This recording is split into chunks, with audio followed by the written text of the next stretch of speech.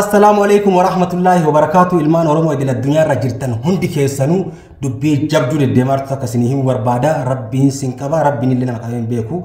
Kuni waan si fayyadu kun waan na fayyadu kun waan mana kee irra ga'u ganaa mana keessanirra waan ga'u jechuudha.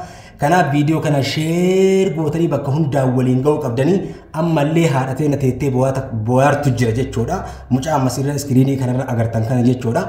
Maaltu jira?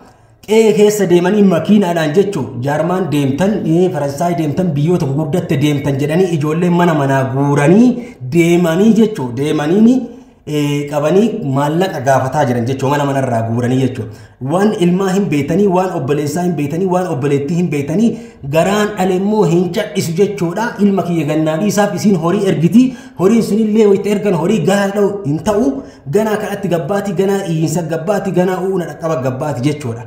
Kanaaf ijoollee Liibiyaan deemtan jaarmaan Faransaay deemtan jedhanii ijoollee sossobanii barnootarraa mana guuranii deemaaranii jechuudha. Amma mucaa iskiriin agartan kana jechuudha. Fuudhanii lixaniiranii jedhan nama lama jechuudha. Hadarraa haati akka maletti jirti. Haati akka maletti jirti siin jedha. Feentii nyaattee jirti jechuudha. Maal goonamee ishee amma ijoolleen nama dhageettu. Ijoolleen nama dhageettu itti fakkeessan gartee jiru akkanaa jiraata akkanaa sossobee dallaalli manaa baasee ofii fuudhee achiin ga'ee yookaan Suudaan yookaan oofanii akkasitti qiletti guuraa jiran ijoollee guuruu jiran.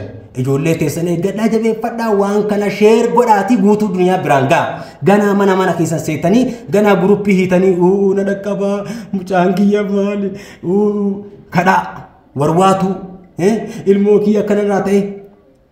Ijoollee waan beektu hin mari'attu abbaan hin mari'atu haadhaan hin mari'atu nama Liibiyaa deemuun dura waan hirreebu jiru.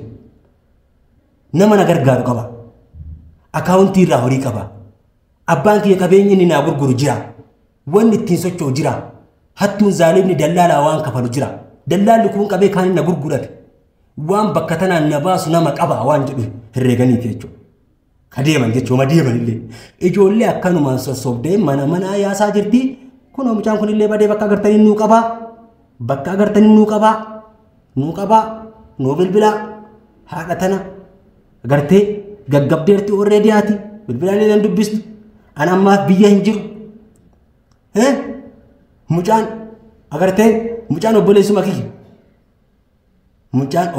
kiyya jechuudha.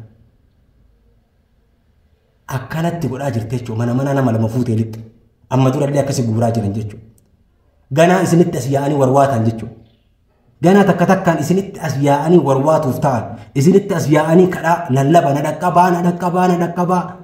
Kalee irraa baasaaraan ilma kiyya akkana godhaa jiran guddaa jaarsaa nama guddaa ishii amma mee akkam goota mucaan kun nama marateen deemu haadholeen gartee haadhonni ta'e haadhatee fakkaatu gabbaatee yoo isiin boottu mucaa kiyya jettee kan agartee dhala ofiiti yoo ofiin boottu bira darbuu hin dandeettu. Kanaafuu ammaa sheer godhaatii guutuu addunyaa hunda waliin ga'aatii waan kanarraa akka of eegan gartee waan kanarraa akka of eegan jechuudha. Dallaan akkana jedhee sobee deemurraa ijoollee keessan akka gorfattan kana akkasiniidha. Kanaafuu mucaa kanallee bakka agartanii nuu qabaa gara maatii deebisaa. Hadaraa isiniin jedhu Oromoon bakka hunda jirtan facaasaa bakka biraan naa gayaa.